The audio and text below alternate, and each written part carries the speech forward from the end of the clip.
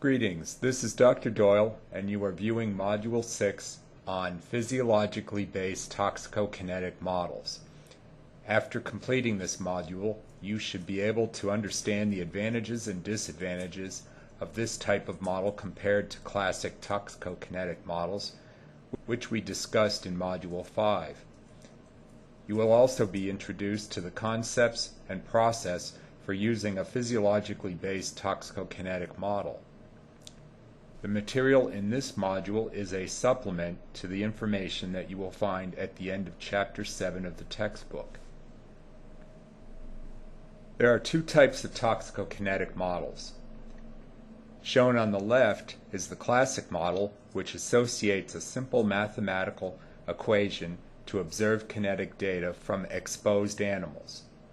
This mathematical modeling describes the movement of a xenobiotic into, between, and out of body compartments having a homogeneous concentration of the chemical. This type of model has been around since the 1920s and still remains popular for the study of drug disposition in human clinical studies. Relatively recently, less than 20 years ago, more sophisticated models have been developed called physiologically based pharmacokinetic models, which I will hereafter call the PBTK model. Like the classic models, PBTK models provide a quantitative expression of xenobiotic elimination from the body. The principal difference between the two models is that the classic model is data-driven and therefore produces an algorithm derived from experimentally determined data, whereas the PBTK model prospectively describes a model structure based on the properties of the xenobiotic and the anatomical and physiological characteristics of the subject. Hence, only the PBTK model is capable of making predictions. For example, how body size, age, disease, or presence of other xenobiotics will affect the elimination rate of the studied xenobiotic.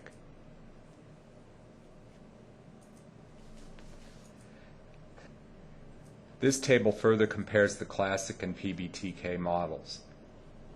The number of compartments in a classic model is defined by the number of exponential decay functions found in a curve that best fits the log plasma concentration versus time curve.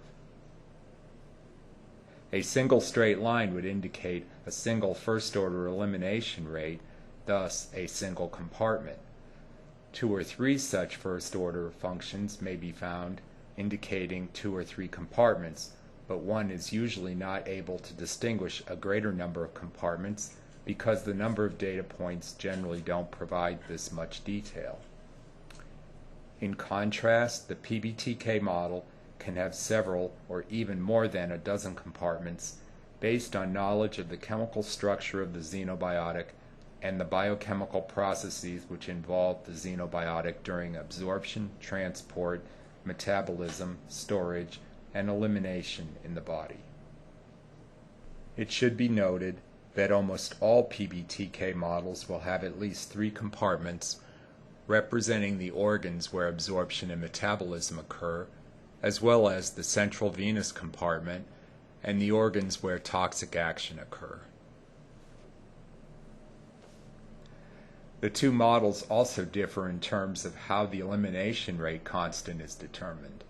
In the classic model, this rate constant is determined empirically as the slope of the final exponential function described by the observed data. In the PBTK model, the elimination rate constant is calculated as in the model simulation from the sum of the clearance rates from all compartments.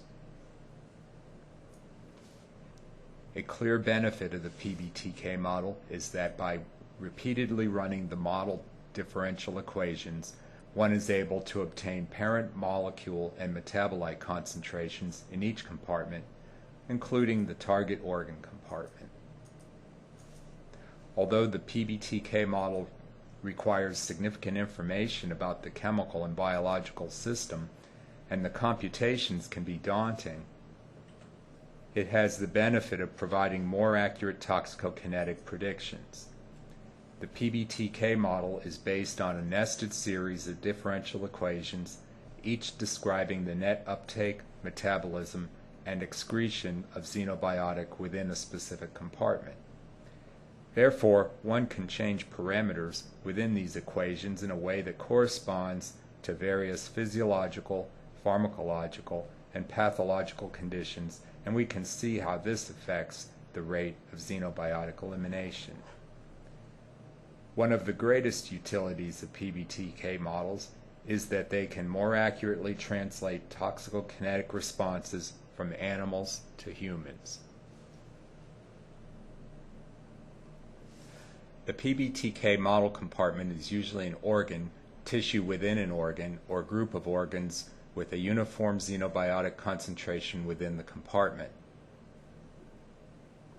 The compartment may be subdivided into 3 subcompartments based upon anatomical and xenobiotic flow characteristics.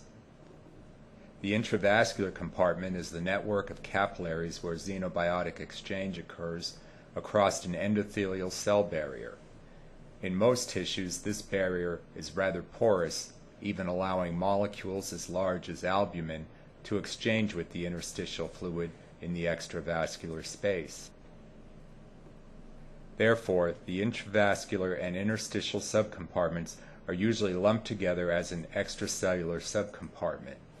An exception to this would be in organs where a more stringent endothelial cell barrier exists, such as the blood-brain barrier. The xenobiotic in the interstitial fluid must then equilibrate with the fluid within the cells of the compartment. This would be the intracellular subcompartment.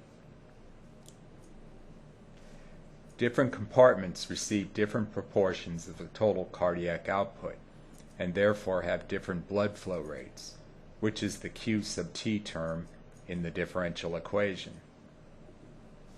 The total concentration of xenobiotic in a specific compartment will be determined by the blood flow to the compartment, the volume of the compartment V sub T, and the amount of xenobiotic that was transferred from the central vascular compartment into the peripheral compartment. This would be the amount of xenobiotic taken up by the tissues of the compartment, which would be equal to the difference of the xenobiotic concentration in the blood that entered the compartment minus the concentration of the blood that left the compartment. The PBTK model uses differential equations to describe what the body does to the xenobiotic. In a moment, we will go over the general format of these equations, but first we must look at the parameters that are typically used in these equations. In order to know the concentration in any compartment, we need to know the volume of that compartment. Usually organ volumes are not directly measured, so we use the indirect measure of organ weight. In most cases, the weight of the organ is almost entirely due to its water content. Physiological parameters are also considered, such as the rate of blood flow to and from the organ, the respiratory rate, and the glomerular filtration rate. A very important consideration in constructing PBTK model equations is to account for the xenobiotic binding to proteins, because only the free molecule can move across membrane barriers and interact with the target of toxic action. Since we usually measure the total amount of xenobiotic, which is C sub T, but we can find or experimentally determine the free amount that partitions into the tissue, which is P sub T, we are able to calculate the amount of free xenobiotic. The equation shown also includes another term in the denominator, P sub B, which represents the partitioning of free xenobiotic from the form bound to plasma proteins. Xenobiotic movement across the cellular plasma membrane will be by either passive or facilitated diffusion, or facilitated or active transport processes. Diffusion processes are dependent upon the area and permeability of the membrane and the xenobiotic concentration gradient across the membrane. Transport processes are mediated by specific xenobiotic or ligand interactions with protein transporters, so these processes are saturable and inhibitable and demonstrate Michaelis-Menten kinetics. Movement of a xenobiotic from the central vascular compartment to peripheral compartments will be restricted by one of two processes, that is, the rate of perfusion of the compartment or the rate of diffusion into the compartment. Perfusion-limited compartments are also known as flow-limited compartments. In this type of compartment, the rate of blood flow bringing xenobiotic into the compartment is low compared to the high rate of xenobiotic transfer across cell membranes within the compartment. This is indicated by the red arrows showing minimum flux into the vascular subcompartment where perfusion is occurring, compared to the greater flux between the intracellular subcompartment and other subcompartments. Mathematically, diffusion is indicated as the permeability area cross product, PA. As you may recall a couple of slides back, there is a rapid exchange of xenobiotic between the intravascular and interstitial subcompartments in most tissues because of the relatively leaky endothelial walls of the capillaries. Hence, exchange between the intravascular and interstitial subcompartments of most tissues is perfusion limited. If a very small polar or a non-polar xenobiotic easily diffuses across the membranes of the cells in the compartment without significant reverse active transport against the concentration gradient, this too would be an example of a perfusion-limited compartment. In this example, all subcompartments would be in rapid equilibrium with each other, so there would essentially be no subcompartments within this compartment. The equation at the bottom shows a typical differential equation for a perfusion-limited process.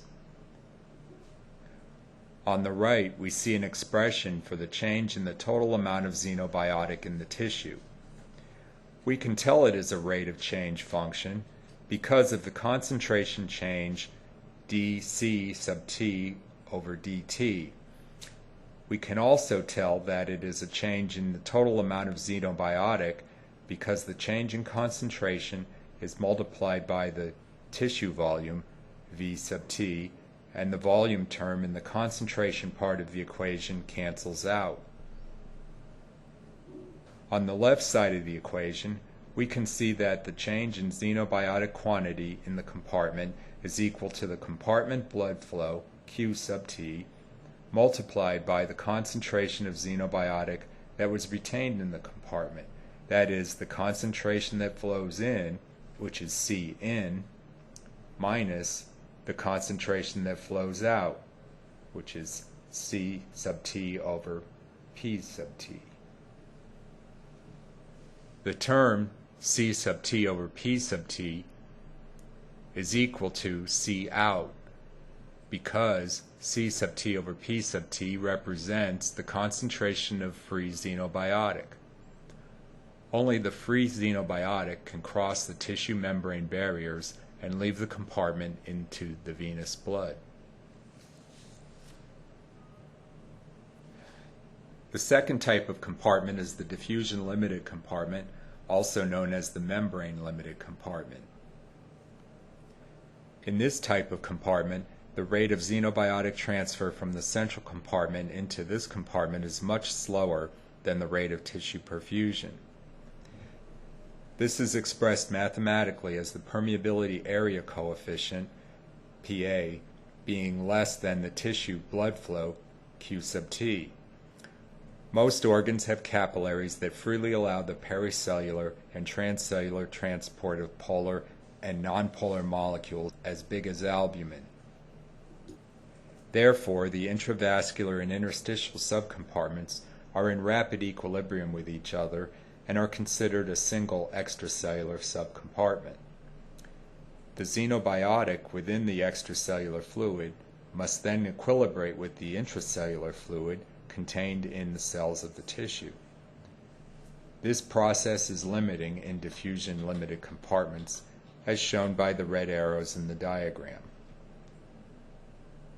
Although this type of compartment is known as diffusion-limited, the slow rate of xenobiotic transfer into the compartment is not solely due to poor diffusion across the phospholipid bilayer membrane, but is also due to a lack of effective transfer by transport proteins. There may be an absence of specific transporters for the xenobiotic, or the xenobiotic concentration may greatly exceed the maximal transport rate, or Vmax, for the transporter. The latter is clearly an example of saturation toxicokinetics. At the bottom of this slide, you will see two differential equations that are required to describe the diffusion-limited compartment. The first equation describes the movement of xenobiotic from the central compartment to the extracellular subcompartment. This equation is similar to the one for the perfusion-limited compartment, except that some additional terms are included for transfer of xenobiotic to and from the intracellular subcompartment. The second equation describes the intracellular subcompartment only and shows the xenobiotic that moved in from and out to the extracellular subcompartment. Using differential equations to describe xenobiotic flow within compartments, one can construct a model such as this one. This four-compartment model was created in the Microsoft Excel program. The left column lists the compartment. In this simple model, there are arterial and venous blood compartments, a liver compartment, and all other tissues are pooled into a single compartment.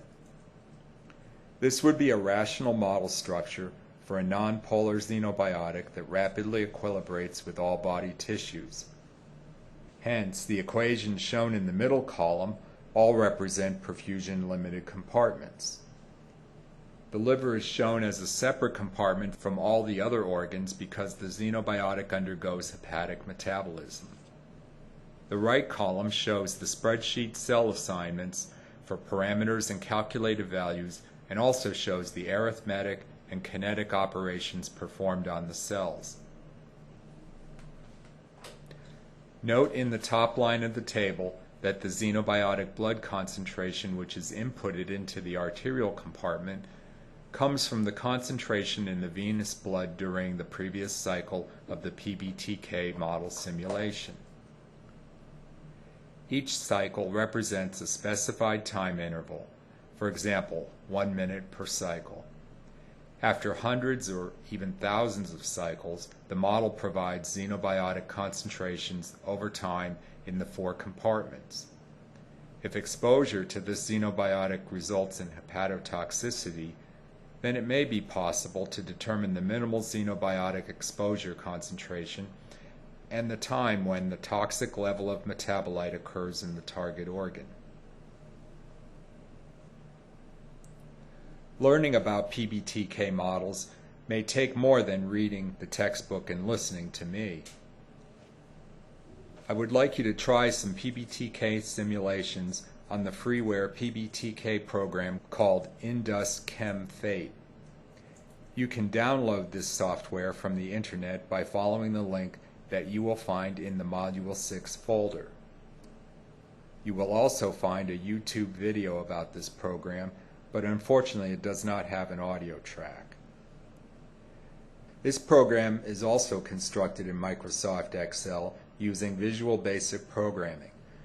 This program is more sophisticated than the one I just showed you. It contains 11 organ compartments, and you can input the parameters for several xenobiotics that are supplied with the program. You can also indicate whether the human subject is at rest or slightly active, and you can modify the xenobiotic exposure times and concentrations for oral, respiratory, and/or cutaneous routes. The model output includes tables and graphs showing compartment concentrations for the parent compound and as many as 4 metabolites. This completes Module 6. Please test your comprehension of the material by taking the self-assessment quiz that you will find in the Module 6 folder. Also, don't forget to play with the PBTK software.